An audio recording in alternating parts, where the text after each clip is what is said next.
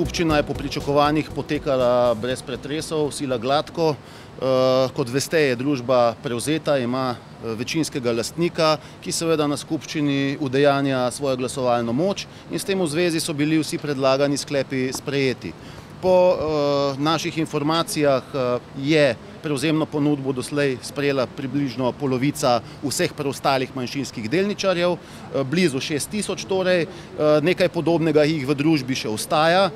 Sicer se ponudba izteče v ponedeljek opoldan, a vendar sem na skupščini kot edini razpravljalec opozoril na najvišje standarde korporativnega upravljanja, po katerih se je družba Mercator doslej odlikovala, da bi želel, da takšne ostanejo tudi v prihodnje, s tem podal apel in pričakovanja na večinskega lastnika, tudi z vidika pravic interesov manjšinskih delničarjev oziroma uveljavljanja le-teh glede na preostalo veliko število, ki tudi po prevzemni ponudbi očitno ostajajo v družbi. A iztisnitev bo, ne? Zaenkrat, kot kaže, pogoji za to ne bodo izpolnjeni, kajti, kot veste, je potrebnih 90%.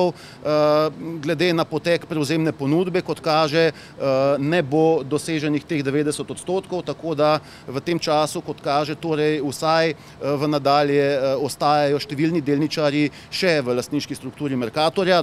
Finančno strukturiranje se je uspešno zaključilo in pa tudi prodajni proces se počasi zaključuje. In lahko rečemo, da zaključek vseh teh procesov vodi k temu, da je in bo Mercator stabilna družba. In mislim, da je to najpomembneje za vse deležnike.